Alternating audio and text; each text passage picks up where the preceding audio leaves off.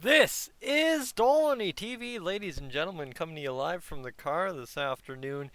I was planning on going to the hockey rink and enjoying things here in Crossfield today, but then the Oilers had to go out and have their locker room sale, I guess is what's happening today. Honestly, couldn't even tell you what's happening up there north in Edmonton today. But folks, yeah, I want to show you this image. Honestly, we could talk about things and kind of have a prelude, but I am expecting the hockey party to arrive here in the next 15 minutes, so we want to get this one ripped up as soon as possible. If you're new to the channel, consider hitting subscribe because, folks, we are like 19 subscribers off an all-time high here on Dolany TV, and to hit that before things really kick off tomorrow, that'd be fantastic. That's dreaming, but we can make it happen if we make it happen. So, folks, we'll take a step to go to this tweet here. It looks like I don't have everything loaded up properly. Pardon me, like I said, I'm in the car. We're making it happen. Here we go. So this is, of course, if you follow the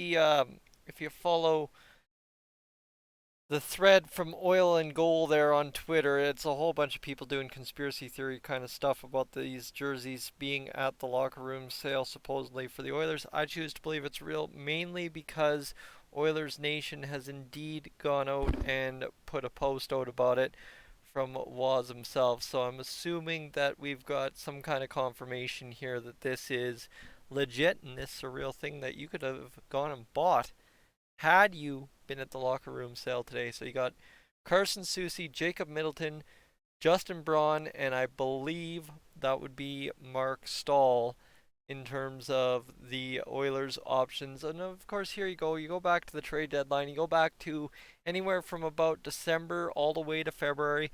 It wasn't something that wasn't talked about by any means. All four of these names were heavily involved when it comes to the Oilers and trade rumors coming into the trade deadline last year. So this is one that I don't know how these jerseys get made. I don't know when these jerseys get made. I don't know why these jerseys get made, but apparently they got made. And I guess, as according to OilInGoal, looks like the Oilers were in deep talks on a few players last year. So right, obviously they had some plans last year and didn't pan out. Um, Clearly, right, we got Brett Kulak, so that kind of shores up all your defense options. As that shows there were at least five options for the spot Brett Kulak indeed took home by the end of the season. So, and now obviously you're working still with Brett Kulak as a member of the Edmonton Oilers, so keep that in mind as well. But it's just one of those interesting things, right? If you don't see things in real life, if you don't see things pop up, you don't know possibly how deep the talks were. And this is something that just intrigues me. And like I said, I don't even know if this is fully real. I'm not calling BS on OilInGoal by any means. And obviously, with Oilers Nation talking about it, it's something worth talking about. But it's just one of those things of you'd figure there'd be kind of a little bit more substance, more something before jerseys get made up. But that's an interesting part of the NHL I've never actually seen, right? And I guess you can probably find out there spread around the world old jerseys for players that teams were going to draft at the entry draft and didn't get a chance to. So I guess this is one of those things, right? These are probably might be two or three of them made, but these are one of a kind of items that, quite honestly, right? The old jersey, their history piece more or less, and secondary to, I do like the OilInGoal thread because there's a couple people suggesting the locker room equipment managers just tossing in some Easter eggs into the locker room sale, which could totally be a case in point as well here on this one.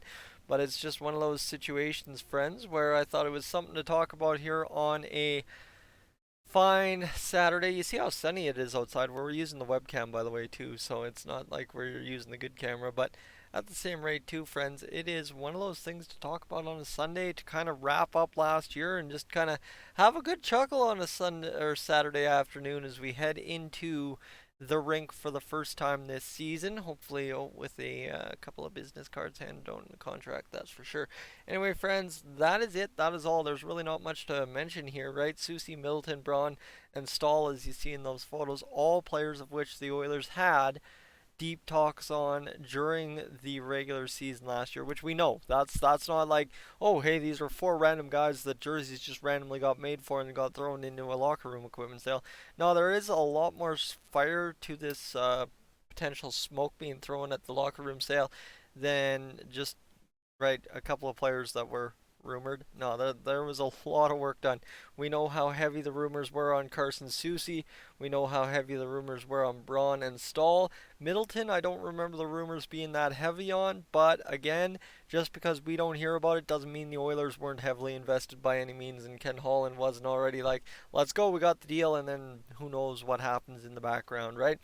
Folks, I'm Tyson, this is Stolen TV. Thank you so much for tuning in this afternoon. I am up on out of here.